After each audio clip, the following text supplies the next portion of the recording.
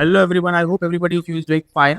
हम लोगों ने प्रीवियस टाइम हम लोगों ने देखा था कि जो हमने एग्जांपल लिया था कि कैसे हम लोग इस आइडेंटिटी जो है ये टू एडजॉइंट ए का product mod A to identity matrix होता है, इसको यूज करके हम लोग एडजॉइंट ए का इन्वर्स निकाल सकते हैं without actually finding adjoint A. तो ये आइडेंटिटी हमारी बहुत हेल्पफुल है in solving the problems related to adjoint A in a faster way in the competitive exams where आपको टाइम का हमेशा क्रंच रहता है। तो एक हम लोग और एग्जाम्पल ले लेते हैं इसी के ऊपर बेस्ड। लेटेस्ट से हम लोग को मैट्रिक्स ए जो प्रीवियस एग्जाम्पल में लिया था वही एग्जाम्पल हम लोग वापस से ले लेते हैं। 0 1 या 0 -1 1 1 0 1 लेटेस्ट से हमने एक मैट्रिक्स ले लिए और हमसे अब की बार क्वेश्चन पूछ रहा है find adjoint of adjoint A का डिटरमिनेंट। तो इसके लिए एक बहुत ही इंपॉर्टेंट फॉर्मूला आपने पढ़ रखा हुआ है कि एडजॉइंट ए का जो मॉड होता है वो mod A raise to n minus 1 होता है। तो वो कहाँ से आता है? आप इसी आइडेंटिटी को जो आपने पीछे पढ़ी है आप इसको यूज़ करो।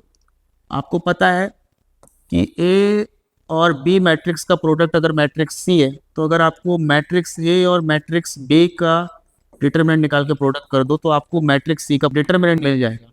ठीक है, तो हम लोग ऊपर भी जो A into adjoint A matrix लिखी हुई है आप देखो, A matrix adjoint A matrix and you know कि राइट साइड पे तो आपकी डायगोनल मैट्रिक्स है मॉड ए 0 0 डिपेंड करता है क्या उसका ऑर्डर है 0 मॉड ए 0 0 ऐसे करते चले जाओगे और लास्ट में भी जो आपका एलिमेंट आएगा वो मॉड ए आएगा। तो डायगोनल मैट्रिक्स का अगर आप डिटरमिनेंट फाइंड करोगे तो result will be only the product of elements along diagonal. तो आप अगर दोनों साइड डिटरमिनेंट कर दोगे तो mod A into adjoint A का जो मॉड है और राइट साइड पे तो जो आने वाला है मैट्रिक्स उसका determinant mod A raise to n होगा। तो आप बहुत कन्वीनियंटली कह सकते हो कि एडजॉइंट ए का जो डिटरमिनेंट निकलेगा that is mod A raise to n minus 1। ये फॉर्मूला आपको याद रखना है। For third order matrix n का वैल्यू 3 होता है तो एडजॉइंट ए का डिटरमिनेंट निकालना बहुत ही ईजी हो जाता है।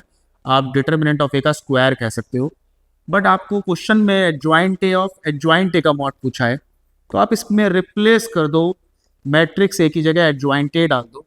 एडजॉइंट ऑफ एडजॉइंट ए का मॉड हो जाएगा एडजॉइंट ए के मॉड की power n minus 1, right. And already आपने एडजॉइंट ए के मॉड को निकाल रखा है दैट इज मॉड ए की पावर n माइनस 1।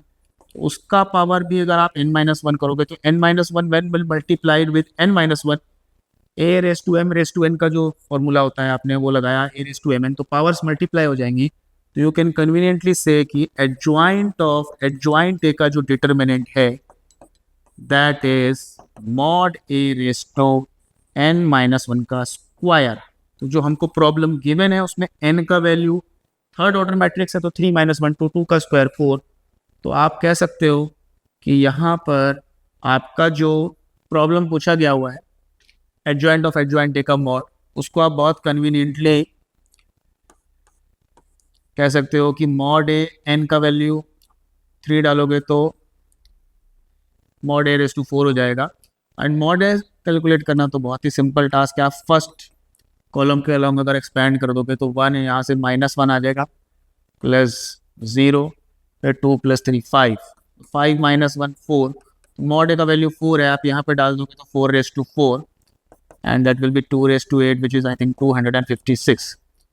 तो इस तरीके से हम लोग देख रहे हैं कि किस तरीके से हम लोगों ने इस आइडेंटिटी को यूज़ करके एक और प्रॉब्लम सॉल्व कर लिया। तो ये आइडेंटिटी आपकी बहुत हेल्पफुल है in solving the problems related to adjoint in a faster way. तो इस तरीके की और भी डिफरेंट टेक्निक्स जानने के लिए आप हम लोगों के चैनल को सब्सक्राइब करें एंड फॉलो करें।